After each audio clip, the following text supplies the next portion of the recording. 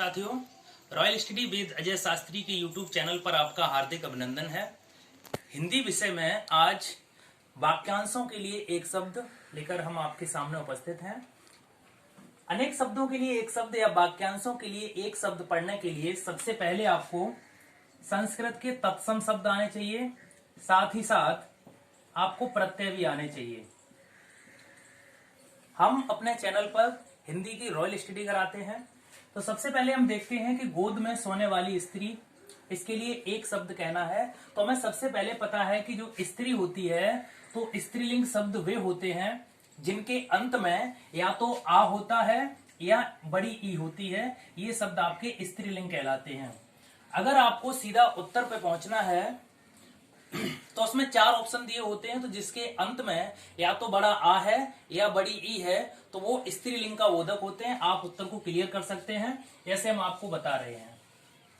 जैसे गोद में सोने वाली स्त्री, अब गोद को संस्कृत में कहते क्या है, उसकी संस्कृत पहले लगेगी। जैसे गोद को संस्कृत में अंक कहते हैं, ठीक है। और ये तो होगी आपकी गोद की। तो सोने की क्या है, सोने का मतलब होता है शयन करना, ठीक है।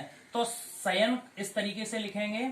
अब चूंकि स्त्री है, ठीक है, तो स्त्री तो लास्ट में ई या आ आएगा, इसलिए हम यहाँ पर नी लगा देते हैं। तो इसका अर्थ हो जाएगा अंक साइनी, अर्थात गोद में सोने वाली स्त्री अंक साइनी कहलाती है। अब आप अच्छे से क्लियर कर सकते हैं कि किस तरीके से लास्ट में अगर ई है तो वो स्त्रीलिंग का बोध होता है। ऑप्शन में सिर्फ एक ऑप्शन ऐसा होता है, आप अच्छे से क्लियर कर सकते हैं। उसके बाद हम देखते हैं कि जिसके टुकड़े ना हो सकें, तो टुकड़े की संस्कृत आपको पता होनी चाहिए। और साथ ही साथ अगर यहाँ पे जो ना शब्द दिया है, उत्तर क्लियर करने के लिए सबसे पहले आपको देखना है कि आ किसमें लगा है, ठीक है। जैसे मैं बताऊं आपको, जैसे कोई व्यक्ति ज्ञानी है तो सीधी सी बात है वो ज्ञानी व्यक्ति है, ठीक है। अगर मैं कहूं किसी में ज्ञान नहीं है तो हम आगे क्या लगा देंगे, आ, अर्थात वो अज्ञानी हो गया, ठीक है। इस तरीके से आपको सबसे पहले ये देखना है कि जिसके टुकड़े न किए जा सके, अर्थात जिसमें ना शब्द दिया हो, तो सबसे पहले आपको ऑप्शन पसंद करना है जिसमें सबसे पहले आ लगा हो।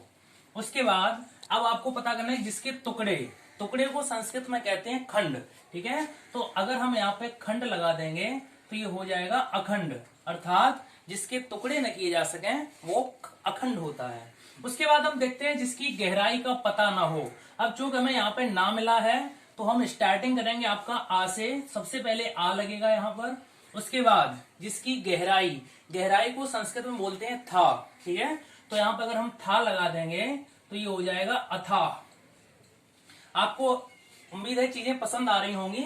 हम ना वाला टॉपिक क्लियर कराते हैं। उसके बाद हम देखते हैं जो पिया न जा सके, तो ना शब्द का मतलब होता है आ, अर्थात हम सबसे पहले आ शब्द देखते हैं। उसके बाद पीना का मतलब होता है पेय, जैसे आपने पढ़ा भी होगा पेय पदार्थ, जो पीने के पदार्थ होते हैं। उसी प्रकार पीने का मतलब क्या हो गया, पेय, अर्थात जो पिया न जा सके वो अपेय कहलाता है। उम्मीद है चीजें स्पष्ट रूप से समझ में आ रही होंगी। जो हमने ये टॉपिक बताया है इसमें से आपके तकरीबन 40% क्वेश्चन यहाँ से क्लियर हो जाते हैं। उसके बाद इस तरीके के क्वेश्चन आते हैं जैसे मोक्ष की इच्छा। मोक्ष की इच्छा का मतलब होता है मुमुक्ष, ठीक है। अगर किसी व्यक्ति की इच्छा है, जैसे मुमुक्ष लिखा है, ये मोक्ष की इच्छा है और ये जातवाचक है, किसी की भी इच्छा हो सकती है। उसी प्रकार जैसे तैरने की इच्छा, तैरने की इच्छा को हम बोलते हैं तितीर्षा। तितीर्षा का मतलब होता है तैरने की इच्छा, ठीक है। उसके बाद अब यहाँ पे आपको ध्यान देना है कि यहाँ पे केवल इच्छा, इच्छा किसी की भी हो सकती है, यह एक जातवाचक के रूप में हो गया। अब हम देखते हैं कि पीने की इच्छा रखने वाला, अर्थात अगर कोई रखने वाला व्यक्ति है तो यहाँ पे व्यक्तिवाचक संज्ञा आ जाती है। और आपको देखना ये है कि इच्छा रखने वाला, ठीक है। अगर कहीं रखने वाला शब्द आता है तो आपको जो शब्द दिया होता है उसमें अंत में ऊ की मात्रा देखनी होती है। जैसे हम यहाँ पे देखते हैं कि मोक्ष की इच्छा, तो मोक्ष की इच्छा होगी आपका मुमुक्ष, यहाँ पे वर्ड खाली है। अगर मोक्ष की इच्छा रखने वाला वर्ड आता है तो हम क्या करते हैं, मुमुक्ष की जगह यहाँ पर ऊ की मात्रा लगा देते हैं, अर्थात ये मुमुक्ष हो गया। कब, ये व्यक्तिवाचक बना है, अर्थात मोक्ष की इच्छा रखने वाला।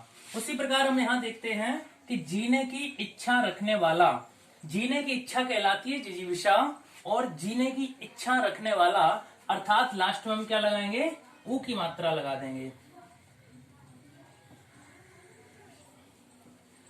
जिजीविषु, अर्थात जीने की इच्छा रखने वाला। उसी प्रकार जानने की इच्छा क्या होती है, जिज्ञासा। जैसे आपकी किसी में जानने की इच्छा है तो आपकी जिज्ञासा है, और उसी प्रकार हम अगर जानने की इच्छा रखने वाला व्यक्तिगत वर्ड बनाते हैं तो क्या हो जाएगा, जिज्ञासु, अर्थात जानने की इच्छा रखने वाला।